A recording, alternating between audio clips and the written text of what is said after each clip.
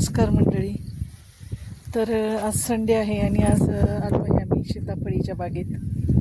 तर सीताफळीच्या बागेत आता छान अशी पालवी फुटली आहे मस्त आणि छोटी छोटी फळं यायला लागलेली आहेत आणि आजूबाजूचं वातावरण पहा किती छान आहे.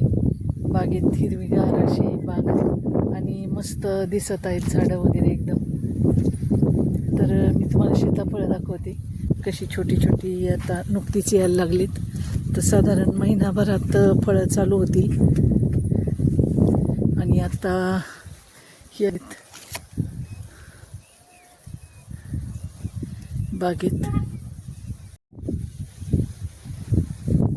साधारण फेब्रुवारीमध्ये आम्ही या बागेची कटिंग केली होती, छाटणी, आणि महाशिवरात्रीला पाणी सोडलेलं बागेत. आणि आता छान अशी फळं धरलेली आहेत छोटी छोटी. आता जूनच्या शेवटच्या आठवड्यात ते जुलैमध्ये सीताफळ चालू होईल.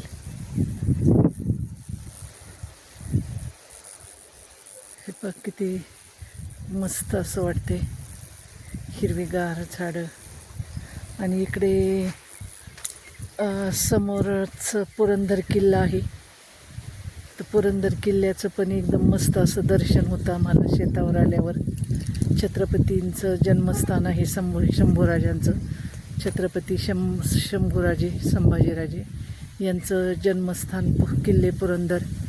तर हा किल्ल्याचं खूप सुंदर असं दृश्य शेतातून दिसत असतं.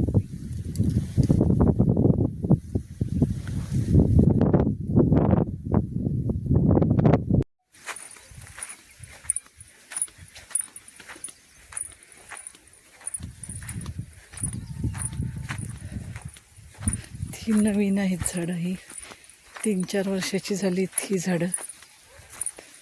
आणि आता आपण अगोदर पाहिली होती ती झाडं साधारण 10 ते 12 वर्ष वयाची आहेत. आणि इकडे पहा ही जी झाडं आहेत तर ही इतकी उंच होती की त्याच्यावर चढून अशी फळं तोडणंच शक्य होत नव्हतं. पहा एक खोड किती मोठं आहे याचं. तर आता हे पण झाड जवळजवळ 50 वर्षांची आमच्या सासऱ्यांनी लावलेली झाडं होती. तर ही झाडं आम्ही उंची कमी करण्यासाठी अशी छाटणी करून त्याची उंची कमी केली. तर ती पण झाडं किती मस्त फुटलीत डेरेदार अशी. तर ही बाग काही लोक सल्ला देत होते की हे काढून टाका, खूप जुनी झाली. पण एवढी मोठी झाडं काढायला मन होत नव्हतं. तर अशी छाटणी करून छोटी केलीत झाडं. तर त्याला पण आता हे पहा, त्याला पण मस्त पालवी फुटली आणि त्याला पण आता बहर येईलच. शक्यतो ह्या वर्षी याला फळ लागणार नाही असं वाटतंय, पण पुढच्या वर्षीपासून ही परत नव्या जोमाने चालू होतील ही झाडं पण. पहा किती मस्त आकार आला आहे त्या झाडांना, गोल.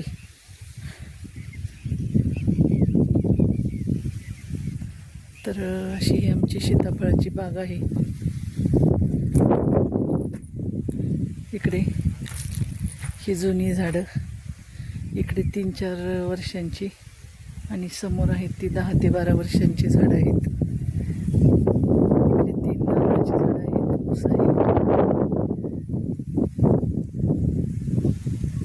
तर ह्या आमच्या ह्या शेताला शेरी बोलतात. तर आता शेरीत आलो आहे आम्ही.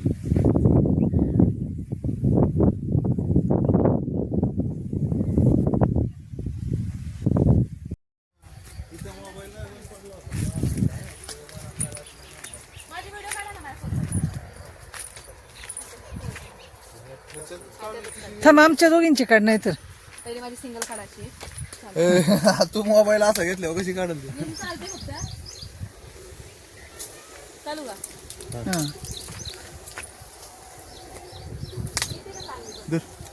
थांबा तुम्ही इथं वाकवा. सरळ चला, इथं वाकू नका.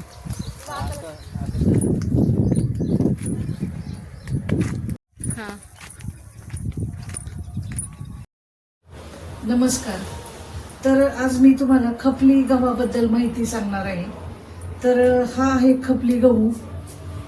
हे पहा, असा थोडासा ब्राउनिश कलरचा आणि लांब सडक दाना असा हा खपली गहू असतो. तर दुर्मिळ होत चाललेली ही एक प्राचीन गव्हाची जात आहे आणि हा अत्यंत आपला हा जो गहू आहे खपली गहू तो आरोग्यासाठी अत्यंत आपल्याला पोषक असा असतो. तर खपली गहू जो आहे तर त्यात ग्लुटेनचं प्रमाण अगदी कमी असतं, त्यामुळं तो पचायला एकदम हलका असतो आणि त्यामुळं मग डायबिटीसचे पेशंट, शुगरचे पेशंट यांच्यासाठी तो अत्यंत लाभदायी असा हा गहू आहे. तर खपली गहू हा आरोग्यासाठी अत्यंत फायदेशीर मानला जातो, कारण इतर गव्हाच्या तुलनेत याचं साखरेचं प्रमाण 60% कमी आहे. प्रथिनांचं प्रमाण म्हणजे प्रोटीनचं प्रमाण दुप्पट असतं यामध्ये. तर मधुमेहासाठी हा गहू कसा उपयुक्त आहे, तर या गव्हाचा ग्लायसेमिक इंडेक्स हा कमी असल्याने रक्तातील साखर अचानक वाढत नाही. हा गहू मधुमेही रुग्णांसाठी अत्यंत त्यामुळे चांगला असतो. तर पचनशक्ती, तर काय होतं काय वेळेस बऱ्याच पेशंटला गव्हाची चपाती खाल्ल्यामुळे त्रास होतो किंवा पोट फुगल्यासारखं वाटतं, बद्धकोष्ठतेचा त्रास होतो. तर अशा लोकांच्यासाठी फायबरचं प्रमाण या गव्हात जास्त असल्यामुळं हा गहू अत्यंत फायदेशीर आहे, पचायला हलका आहे. तसेच सामान्य गव्हाच्या तुलनेत याच्यातली पचनशक्ती क्रिया याची पटकन होते.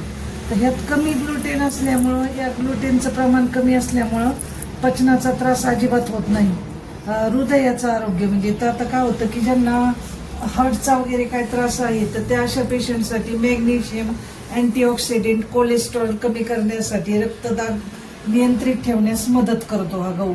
तसंच वजन कमी करण्यासाठी, तर ज्यांना वजन कमी करायचंय तर यात फायबर असल्यामुळं, प्रथिने जास्त असल्यामुळं पोट जास्त वेळ भरलेले राहते, त्यामुळं भूक लागत नाही आणि वजन कमी करण्यास मदत होते.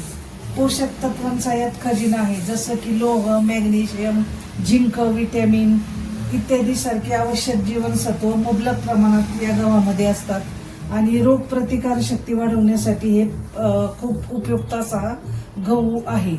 तर या गव्हापासून आम्ही असे वेगवेगळे प्रॉडक्ट बनवलेले आहेत. तर या गव्हापासून तुम्ही चपातीही बनवून खाऊ शकता, चपाती, फुलके वगैरे बनवून खाऊ शकता. पण त्याच्याच जोडीला आता आम्ही ही कलामोहर या ब्रँड खाली आम्ही शेवई बनवलेली आहे.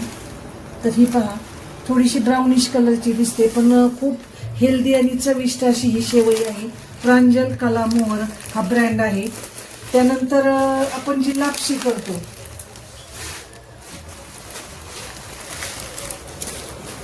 तर गव्हाची जी आपण लापशी करतो तर ही खपली गव्हाची जी लापशी आहे तर त्याची जी कणी आहे खपली गव्हाची, तर याची लापशी खूप छान होते. तर त्याची रेसिपी मी तुम्हाला नंतर दाखवेलच लापशीची. तर ही अशी ही खपली गव्हाची कणी आहे.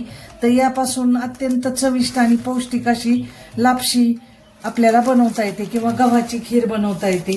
आणि हे आहे गव्हाचं पीठ.